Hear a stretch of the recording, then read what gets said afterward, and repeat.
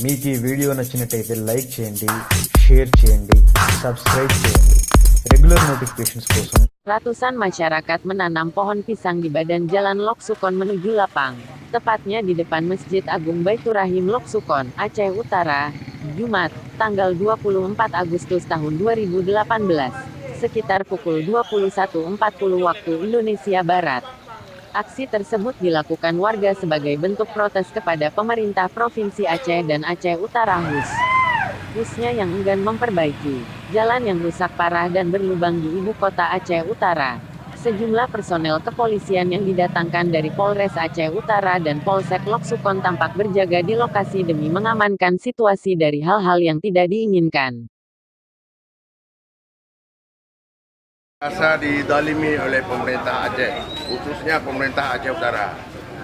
Kami tidak diperhatikan. Buktinya jalan di depan masjid aja bisa berlubang kayak di sawah.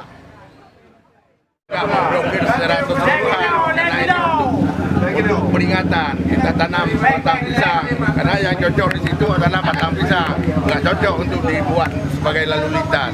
Kasihan anak-anak generasi penerus, anak sekolah. Kasihan kita.